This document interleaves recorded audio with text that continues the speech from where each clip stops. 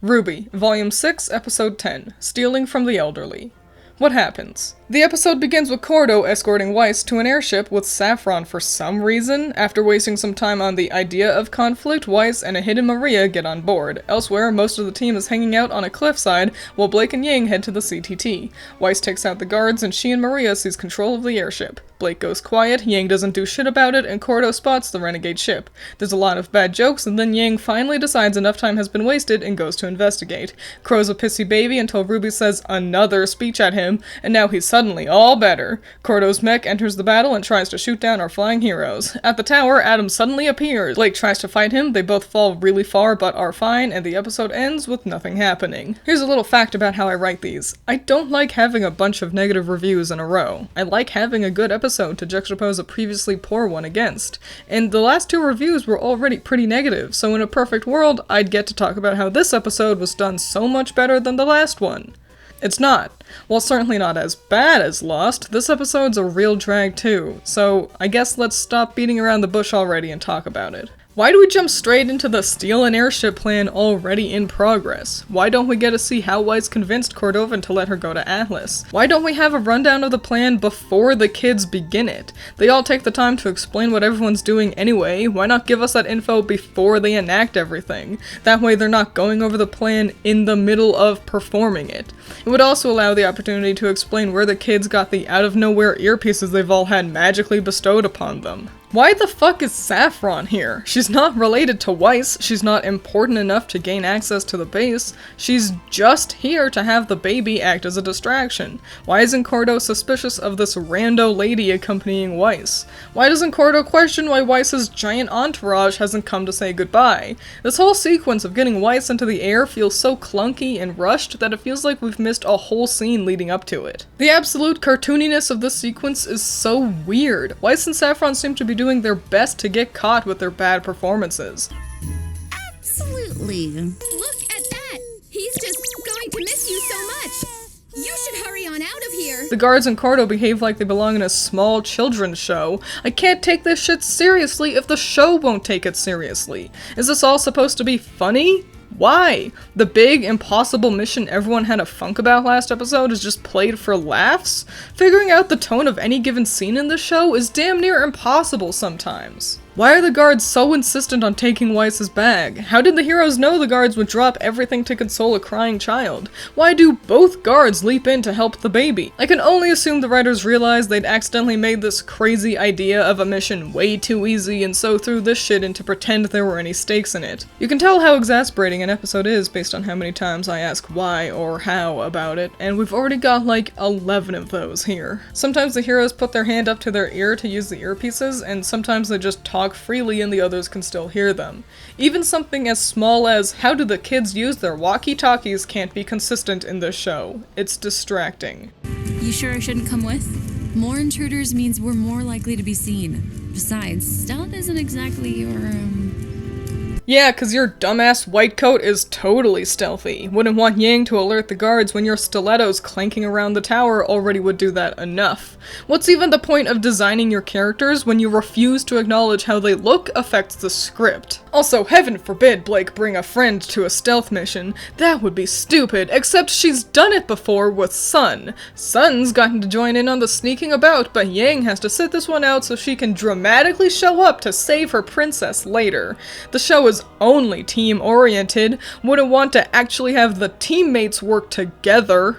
This animation's nice. Their facial expressions clearly convey the emotions intended. The two really look like they're interested in each other with these half-lidded bedroom eyes thing. What a shame that the writing for the scene sucks fat chodes. I've ranted about this a couple of times now, but I can't help but be baffled by the shitty way Rooster Teeth went about establishing Blake and Yang's relationship. Or rather, how they went about not establishing it. Blake and Yang have an argument at the farm, and the show goes 4 whole episodes without the two interacting at all. And now, out of nowhere, the two can't stop eyeing each other up. RT decides Blake and Yang need to start dating by the end of the volume, but refuse to set it up in any way or even conclude the two's arc about abandonment and protection. They utterly fail to do their jobs, and it results in the worst story progression I think I've ever seen. Bumblebee feels rushed because it comes out of nowhere. Like, I had never shipped Blake and Yang because the show had never done anything to tell me the two were interested in each other. Blake did everything with Sun. You have to show the audience that the characters fancy each other first. I can't imagine how Bumblebee shippers could be happy with this being the result of their favorite pairing. Literally no build-up or setup, and then all of a sudden it's forehead touching and bedroom eyes. People want character interactions, development, an actually good story to bring a pair together. It's not simply enough to make a popular ship canon, you still have to do your job and make it believable. And by the way, if you're gonna leave a comment along the lines of, "Bumblebee still isn't canon though," fucking don't. You have to be choosing to be ignorant to not see that Blake and Yang are clearly dating by the end of the volume. I wasn't rooting for the pairing either, but that doesn't mean you can just ignore what's obviously happening in the show. The two don't have to kiss to make it official. And moreover, if you're gonna leave a comment along the lines of, "Blake suddenly became a lesbian even though she never showed interest in girls before," also fucking don't. Shit like that is homophobic, perpetuating harmful stereotypes, and is overall just you being an asshole.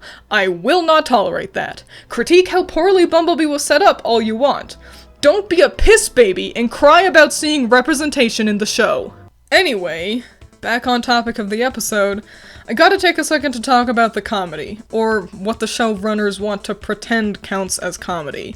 It's just like, none of their jokes land, and honestly, that's the case for most of RWBY in recent years, and I just don't understand how this could happen. Sex Swing, Camp, RWBY, Rooster Teeth can make funny shows. Hell, RWBY used to make me laugh a lot. Why, Lone Grin have been known to stay isolated from the pack for months, and there's the whole pack. What?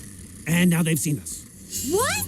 And now they've seen us! I will say, Volume 7 was much better in this regard, but perhaps it would help if the writers or directors sought out some assistance for this area of writing from their co-workers. Oh cool, not only is stealing an airship so easy, Weiss can do it alone, but it's also apparently so unimpressive we don't even get to see it. Like RWBY's directors always say, keep the interesting stuff off screen. Why did they decide to go for a more comedic tone for this episode anyway? They don't know how to write comedy well, and it ends up making this big heist feel goofy, like kids playing pretend or something. Especially since RWBY didn't seem to get the memo that this was supposed to be a funny episode. She's taking everything so overly serious that it's impossible to tell if we're supposed to be on edge about the mission working, or if we're supposed to be having fun watching our heroes breeze through this. I know I'm kinda harping on about it a lot by now, but I've got to mention how totally asinine the scene is where Weiss and Maria take control of the ship. Nothing Maria does is funny, despite the writers really wishing it was. The shushing Weiss shtick is especially annoying. Either say a joke already, or actually continue the plot. Stop wasting my fucking time on this bullshit! It's not even animated well! Skipping the scene makes the episode a better product! Why did Blake go in alone anyway? There's 6 members of the group sitting on their asses doing nothing on the cliff. Like, sure, an argument could be made that Yang wouldn't do a good job sneaking around, but why not bring Ren, and maybe also have Crow in bird form nearby? And I know the answer is because Blake has to run into Adam and fight him alone and then get saved by her new girlfriend, but it's just kinda dumb that means no other friends allowed. Yang could still come in and save the day if Ren had joined in on the sneaking, but since the climax of the volume has to revolve around the formation of a relationship, no outside party members get to participate. This honestly highlights how poorly managed the cast is pretty well. No one interacts with each other. The giant group of 10 people stick to pairs and refuse to mingle outside of their one BFF/partner. So even if they did have any of this huge group of friends join Blake, it'd be weird. Blake has never said anything to any member of Team Juniper. Even the members of Team RWBY who weren't stuck on an isolated island have had minimal interactions with the group. Rooster Teeth would do well to figure out this giant cast they're working with. Either have the group actually intermingle and work together with more than just the people they want to date, or cut it down. Simply removing Renjon and Nora would help this episode. Blake and Yang handle the tower, RWBY, Oscar, and Crow are ready to protect the cliffside, Weiss and Maria are in the air. Ranger is a waste of screen time and animation effort. Why does Yang wait so long to go in and check on Blake after she doesn't respond? It takes 2 real-life minutes for her to just get on the motorcycle. Isn't she supposed to be acting as backup in case of an emergency? Why'd she just stick around for so long after it was clear Blake was in trouble? Not to mention, those 2 minutes are dedicated to more shit-garbage comedy with Maria, crap so worthless that it too can be skipped to improve your viewing experience. Maybe we should fly over to help Yang and Blake first? Damn it! Okay, but that's actually a good idea. Crow's tantrum distracts the whole cast from what Nora just said, but the writers actually had Nora offer a good suggestion. They tend to do this regularly, where they'll have a character mention something important or suggest a smart way of going about the plan, just to have another character totally derail the topic into something else. Why have your characters prove they're smart enough to consider things like this, just to use the laziest methods of dismissing them? I'm so tired of this sort of thing happening in this show. You know what? I think this is a good time to talk about Oscar's outfit some more. It had been revealed last episode, and I mentioned it briefly, but I was a little emotional for that review. Have to keep forcing this overdramatic cock down your throat. Maybe Pyrrha's actually alive, and maybe I'm gonna rip my fingernails off out of sheer boredom. So let's actually talk about his new duds. I don't hate Oscar's new look, I certainly prefer it over the overalls. I guess it just feels a little bit like a first draft. I like that he's wearing green now, but I wish it was a deeper shade. That's really a minor point though, as the green coat and black pants feel like a good Oscar-specific variant on the Ozma reincarnation. I like that he has plenty of red accents. Not only does Dorothy have his ruby slippers now, but also the red on his shoulders feel like a mirroring of Ruby's cape. It really looks like he was designed to be paired with Ruby, and they've done a good job with that. Unfortunately, much like the rest of the designs, these good elements get lost in all the details a bit. He's got a lot of belts for no real reason, his arms look mighty busy with these gloves, and overall he's got a lot of colors on him. It seems they had tried to make sure all of Team RWBY's colors were on him, which is a nice sentiment, but then they kept his loud orange gloves and all the silver accent, his coat has multiple shades of green on it, the colors all fight for dominance on him, and it makes his outfit needlessly noisy. Also, I don't get why he's still got the bandages around his neck. I had just accepted them for his last look, cause like, farm boys get boo-boos, but the fact that it's carried over into his huntsman gear and has even become more abundant to cover up more of his skin is just... I just don't get why he's got them. Is his head gonna fall off without them? Did they not want him showing his chest at all, despite every girl having her titties out this volume? Did they just think his neck looked boring? It's not a huge issue, but I hope the kids talk about it at some point, just because it's such a unique design element to keep. This is all my fault. Every choice I've ever made has led me here. I dragged you along with me. I shouldn't have come. I shouldn't have let any of you come. What was I thinking? Okay, let's talk about Crow. We'll start by tackling this little speech of his. First, I don't see how Crow thinks he's the one dragging the kids along. Crow followed Ranger around and then let RWBY continue to be in charge. RWBY's the one making decisions and dragging people along, and especially for this mission. Literally last episode was RWBY insisting on doing the steal an airship mission despite Crow's disapproval. Crow didn't let the kids come, he was outvoted. The speech is so contradictory to what we've seen all volume of Crow trying his damnedest to do nothing that I'm just confused as to what were the writers thinking. And on top of that, this problem Crow's got has completely come out of nowhere. Crow's blaming himself and the decisions he's made to follow Ozpin for getting the kids in trouble. Where did this come from? Because all volume Crow's been drinking and crying about his semblance. Just my luck. It's not yours. Meeting you was the worst luck of my life. I don't have a good feeling about this place. Especially with me around. You people are just beacons for bad luck, aren't you? Look, if this thing goes south, it's not something we can just fight our way out of. For your sake, just drop this. When Crow starts his small diatribe, Jean asks about his semblance, but Crow makes it clear he's upset with his actions, not his semblance, and RWBY's response only furthers this idea. We're all in this together, and we're all going to do the best we can. That's all anyone can do. And I know it's what you've always aimed for. Crow's arc for the volume was already muddy enough as it is, mixing together his animosity for Ozpin with his feeling cursed over his semblance, but all of that has suddenly been thrown out the window to instead have Crow whine about making the kids join in the mission? All in service of allowing for RWBY to give another fucking hollow speech. Never mind giving her a real arc for the volume, just have her explain why she's the smartest person in the group every episode until the finale. And this one's especially egregious because, quite frankly, Oscar should have been the one to confront Crow. Crow's pissing about all started with him punching Ozpin and hurting Oscar in the process. Rather than force RWBY to give her millionth speech of the volume, why not have the character most affected by Crow's alcoholism and sour attitude be the one to help him grow? And finally, I can't let the scene go without mentioning how garbage Vic Mignogna's line reads are. Listening to Crow's rant here is embarrassing, as one of the only professional voice actors working on the show gives one of the worst performances I've heard. Gordo's gonna scramble her fighters. We've got maybe 90 seconds before they're in the air and all over Weiss and Maria. This is all my fault. Jason Liebrecht taking over for Crow starting in Volume 7 is a welcome change because Vic's half-assed work in this show is on full display with what we're stuck with in this episode. This shot is so bad. Why are we so far away? Why is Juniper in the shot? Why is there so much sky? It takes so long for Cordo to reveal her mech. Like, I guess it's to build suspense, but it's just so much of nothing. It's 30 seconds of slowly opening a door. I just think cutting that part down a little would help the scene flow better. Clearly the people have forgotten that they live in peace thanks to the awesome might of Atlas. Consider this a reminder. What? I just don't understand what happens when they write for Cordo. Weiss steals an airship, which means the people of Argus needs to be reminded that Atlas protects them? What connection is there? How did this line happen? Hurry back, Weiss. I need you on the ground if we're gonna take this thing down.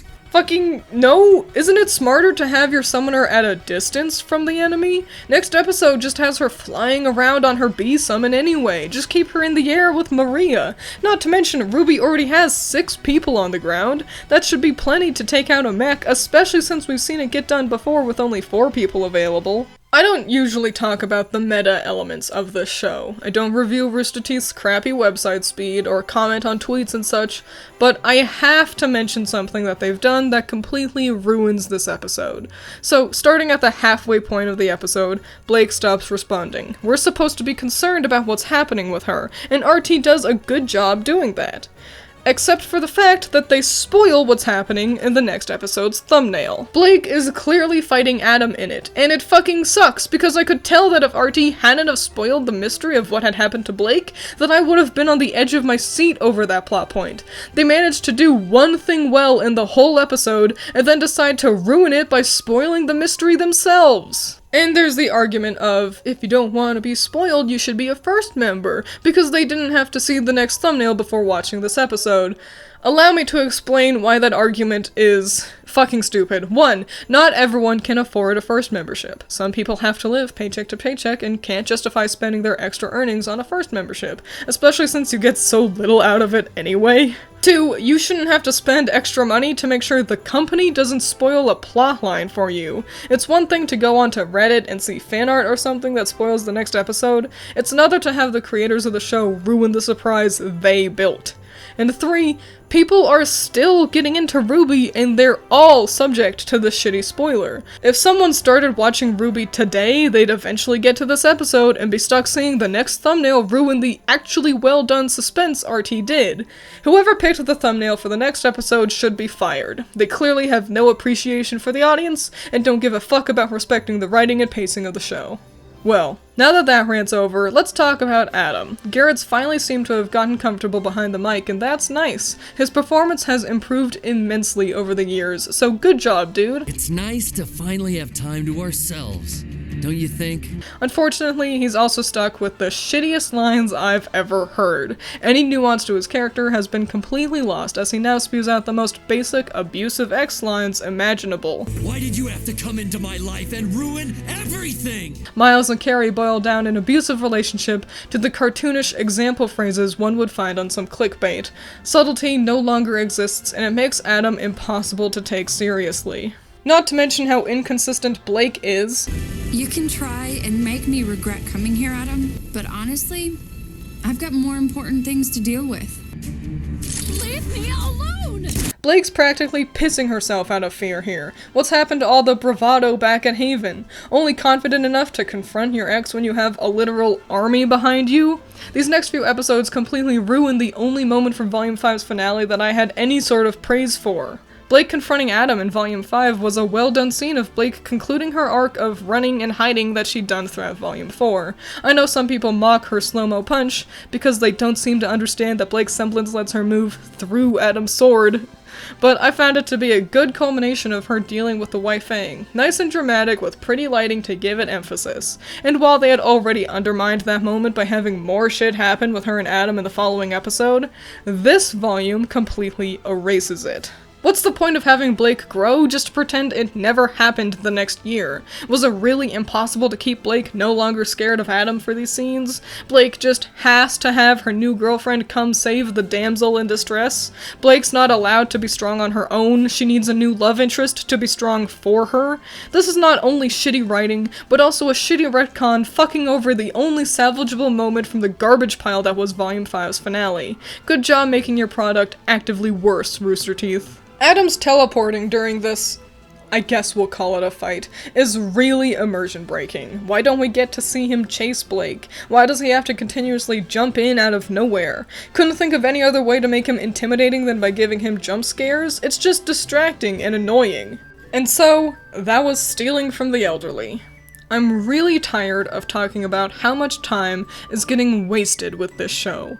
This whole episode is worthless. In the first minute of it, Weiss gets on the airship, and then nothing happens until the last 2 minutes where Adam appears. All 10 minutes of episode is a waste of time, watching the show desperately try to not let anything happen before the finale. This is the 4th episode in a row where I've talked about how poorly this volume's pacing was handled.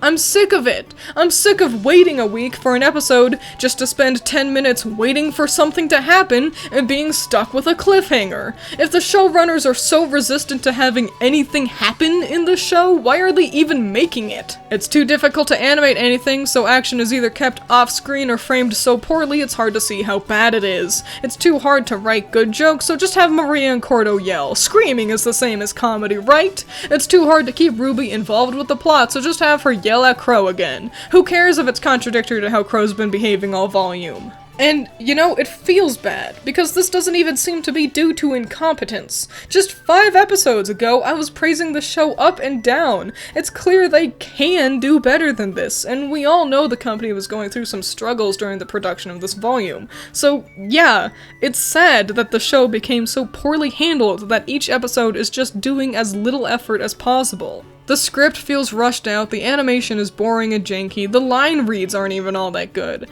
This episode doesn't make me angry like how the previous one did, it just makes me sad. Sad that skipping this episode would improve the quality of the volume. Sad RT was stuck being incapable of making anything worthwhile for the 4th week in a row. Sad that it appears no one on the production team even seemed to care about trying to make the show a good quality anymore. Sad that I'm sure there were people who cared, but couldn't do anything about it. Skip this episode. You're missing nothing of value. This is the shortest episode of the volume, but even then, the 13 minutes it takes to watch it is too long. Forcing yourself to sit through this is allowing RT to steal your time, which would be better spent doing almost anything else. KJ 99.9, Marshall and Miles in the morning. Coming at you live. Double M's. Hey, oh, this is an awful show. Game over, man. Be summon anyway, just have her at shit! Methods of dismissing them. Fuck, I fucked it up again. I've gotten comfortable behind the mic, and that's nice. Okay, Allison texted me.